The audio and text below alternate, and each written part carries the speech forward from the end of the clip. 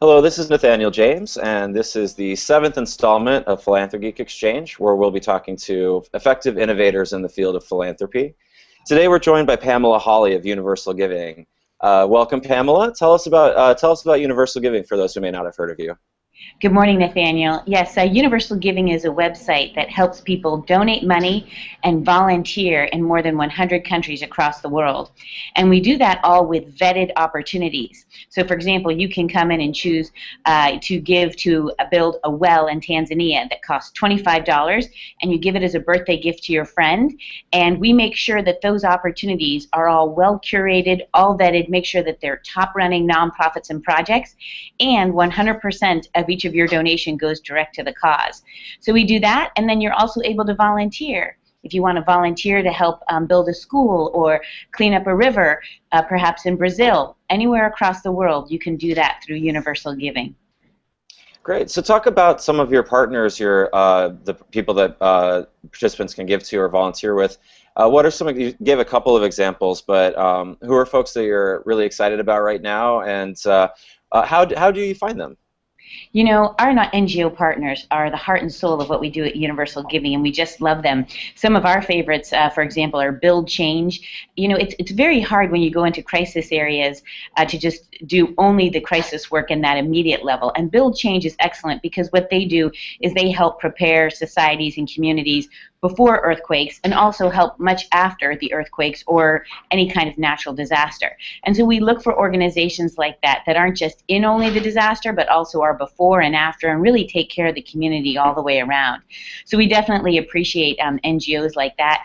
Kids Be Kids International, another great NGO on our site. We love working with them. So we have a whole variety of NGOs on our site. And what we do is we look at where are the needs across the world.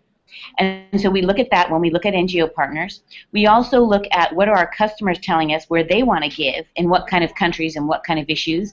And then we also, Nathaniel, look at what are crises that are unknown.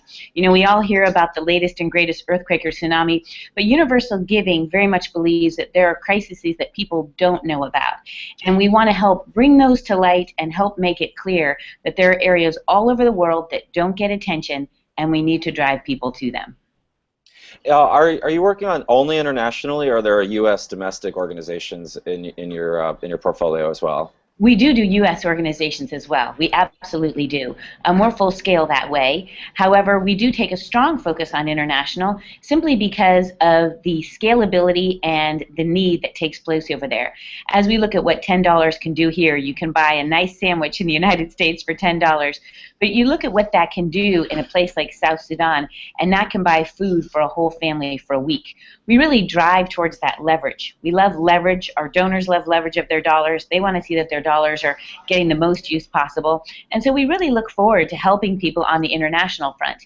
Having said that, we certainly have U.S. NGOs. We certainly help during crises such as Katrina a while back. And when clients come to us and say, can you give to an NGO in the U.S., we say absolutely.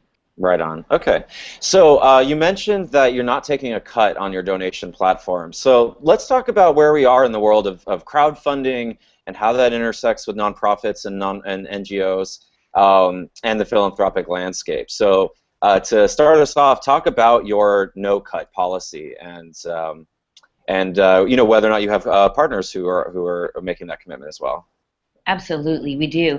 I think first of all, it's very important to us ever since the inception of Universal Giving more than a decade ago that we don't take a cut in the donation. We set this up as a nonprofit. Our mission is to help serve the world, and we want donors and volunteers to have absolute transparency with us, that they know that when their money is going to that nonprofit, we're not profiting from it. We're not taking any cut off of it. We're not interested in that as our business model. So what do we have to do in order to make Universal Giving work? What we do is we fundraise like any other nonprofit. So we have major donors who give to us. We also do fundraising appeals where we send out letters and we get in $10, $20, $200, $500,000 donations. We also have a section on our site called a tip, which is when you give to a nonprofit on our site, if you want to give an optional tip. It's not mandatory. You can give to Universal Giving.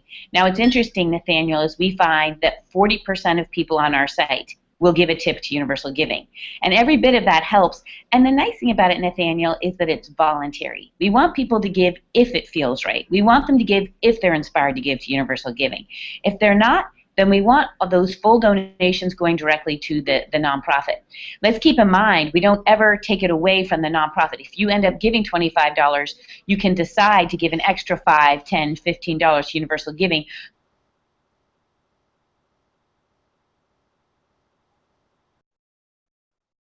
Into companies, and we help companies with their corporate social responsibility programs.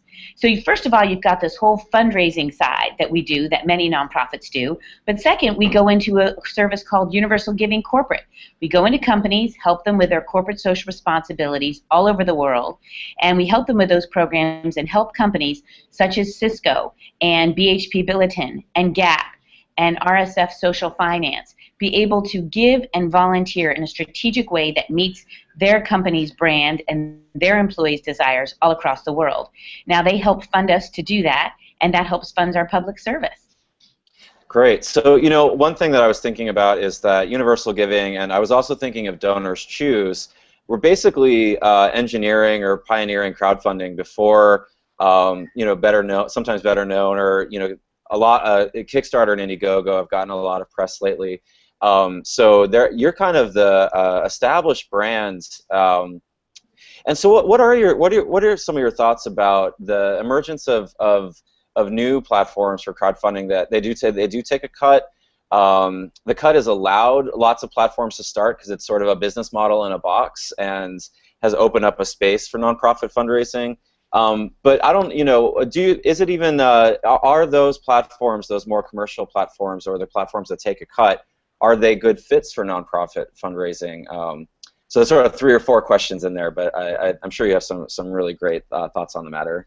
Sure. Well, first of all, we're thrilled that there's more giving programs out there and platforms, and we fully support that. It's great to see the marketplace scale that way, and when you look at it, Universal Giving's in 100 countries. There's more than 260 countries and territories across the world. We need a lot of people to serve what we're dealing with in poverty across the world, and we all need to band together to do that.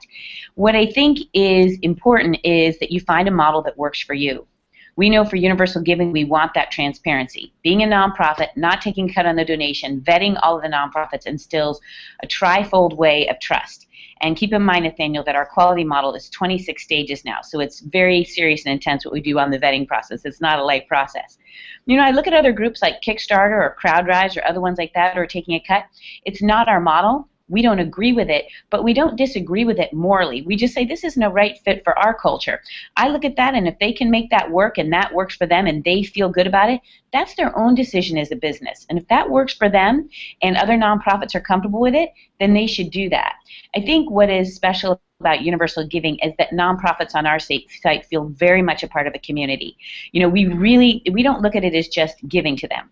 We look at it as we send volunteers to them. Our volunteer results have tripled since the same time year on year last year. So we are sending a lot of volunteers. We have donated millions of dollars worth of volunteer hours to our nonprofits all over the world. And the third thing that, Nathaniel, that we take very seriously, that we think a lot of sites miss sometimes, we do a lot to market them. A lot of these nonprofits are not well known. And so that was a big shock to me when I started, which was one of the value adds is not just the giving or the volunteering through Universal Giving, but is the marketing we do. We promote them out in a newsletter to 10,000 of our constituents. We feature them on Facebook. We just did a campaign on Facebook where we had this fun team photo, and we said whoever guesses what this team photo was, because it was about Universal Giving, we're going to give a donation to a Nigerian nonprofit on our site. This guy guessed it. We promoted the nonprofit. We gave him a $75 donation. We promote them one-off in very fun, innovative ways. They're a part of a tight, smaller community at Universal Giving. So I think the models are all good. As long as you're being ethical, as long as you're doing something that's in line with your own business views, then we're fine with that. I think we're happy with our model. We haven't had to change our mission, our vision, our model at all for more than a decade, so it's been working well for us. What advice would you give to a nonprofit or an NGO when they're looking for their either if they might call it crowdfunding or online fundraising partner and platform? First of all, I would say that you need to choose something that really fits your objectives and your values. You also need to feel a part of the community, and it's important to feel a part of the community. And so what does that mean? For some sites, it's just a registration and you just go on and set up a fundraising page and that's it. For other ones, it's a more personal relationship, such as Universal Giving, where we've got a dialogue, we're on the phone with our nonprofits, we're figuring out how to help them, we're promoting them in speaking conferences, all of that kind of thing. We're now sending out a marketing card where our funders will be donating to certain of our top NGOs and nonprofits. So you have to think about how important is community to you. But my biggest piece of advice to nonprofits is there's no website out there that's going to magically fundraise for you. You have to use your own marketing wherewithal. You need to get the word out yourself. The biggest challenge I hear from nonprofits is they get lost on a lot of these big sites. Great. And so turning from nonprofits to funders, to foundations and philanthropy professionals, what kind of interactions have you had? Have you seen interest in you've been in an online giving space for 10 years, and it's been peaking and peaking and peaking, and yet there's still serious questions about it. What are you hearing from foundation staff or large major donors about crowdfunding, and what would you want to say to that community? I think that the donors, I think you have to look at it differently, Nathaniel, versus donors versus foundations. I think they operate very differently, and I've always seen them extremely differently. Different ways to fundraise from them, different ways that they view the sector.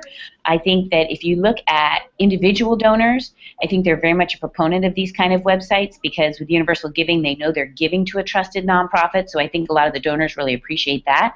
I think that foundations, by and large, see the value of them and understand the value that these sites provide, and I do think that the foundations, especially early on 10 years ago, they made some investments in it, and they were watching, and I think sometimes they got burned depending on the organization that they chose for it. But I do think that there's both the donors and the foundations see that there's value there.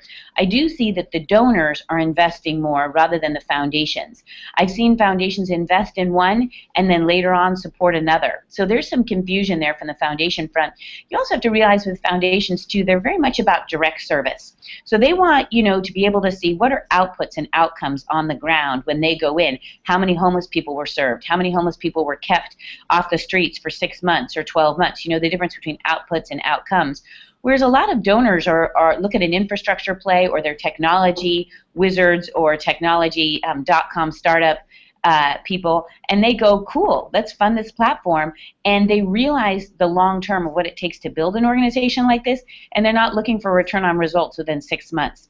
So in general, I think the donors are a little bit easier to work with as far as funding these types of organizations, but I think both of them understand the value, and I've seen a lot of foundations. If you look at Skoll, for example, Skoll has really been, we're going to begin working with them on promoting a lot of our NGO partners and what we're doing, and they've been very collaborative trying to get the word out in this space about these giving platforms and about social entrepreneurs. So I'm very encouraged. Great. So we don't have a lot of time, but talk a little bit about your background. What was your arc in getting to Universal Giving, and what keeps you going on a day-to-day basis? Well, first of all, I'm so grateful and so thrilled to be here. My dream was to be a social entrepreneur before I really even knew the word existed. For me, it really started back when I was 12 on a family vacation in Mexico, very close with my family, and we were around a marketplace, and my dad and I just kind of veered off and walked down a cul-de-sac and saw all of these begging, starving children. And Nathaniel, from that time on, I just never stopped volunteering. I volunteered handing out food and clothing. I taught sign language at Duke and counseled suicidal victims from 2 to 5 in the morning. I went and volunteered in the earthquake crisis in El Salvador. I worked in Cambodia with the victims of Pol Pot's regime, worked in microfinance in India, and that really germinated for me. Do you want to be on the road serving one-on-one, which is a beautiful way to spend your life, or do you want to use your business skills to help get millions of people involved? Well, I chose the latter, and that's where the genesis of Universal Giving is, because I've grown up in Silicon Valley and I've grown up around scale, and so I wanted to scale something that could touch millions of people's lives across the world. Having said that, I encourage all social entrepreneurs out there. When I was starting out, there was not really that term, and I just went through a midlife crisis at the age of 25, and it was such a struggle. I left 4 jobs in 4 years. Here I am, a Duke graduate, and 4 jobs in 4 years, out of work for a year, fired as a waitress, and I finally found what I love to do. And I guess if I could say to anyone on your journey and pathway, no matter what you're striving to do, don't give up. Really strive to find what you love to do, and you will find it. And it's not an easy road, but it is one of the most beautiful things. So I encourage people to go through your midlife crisis early. Great. Okay, one last question. It's what I'm asking everyone who's participating is, how do you hope the field of philanthropy will be different in 25 years than it is today? In 25 years, what we should see is a very, very strong equal mix of in-country philanthropy, external country philanthropy, business, startups, emerging markets. It should holistically all be working together, both the economy and philanthropy all together. I am not remotely interested in just segmenting philanthropy to the side apart from business. As social entrepreneurs, we look at running our organizations with business principles. I want to work with businesses. That's what Universal Giving does on a daily basis. We want to work with NGOs. We want to work with people in-country philanthropy. And what I'm seeing more and more as these emerging markets start to develop, people are giving in their own countries. That is a beautiful, strong, and needed thing. You're always going to need outside philanthropy as far as I can tell, because even if people do have good lives, who wouldn't want a better life? Well, let's continue to equal the playing field for everyone. So it might not be absolutely necessary in the future, but I still think we should all collaborate to bring this together. I'm very much about a multifaceted approach. I'm very encouraged about what's happening. I will not relent until poverty gets diminished, and I'm very excited about anyone who joins this cause. All right. Well, thank you so much for your time. Is there anything else you wanted to add, or any events or anything that you want to promote that folks should take a look at? I would just say come visit us on our Facebook page, Twitter, our Pinterest pages for Universal Giving. We're doing a lot of fun things there, promoting our donors, our NGOs. Give us your ideas.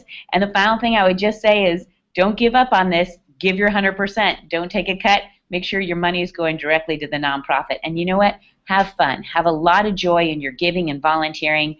Life is about service, and I just honor everyone who's on that quest in life. All right. Thank you very much. Thank you, Nathaniel.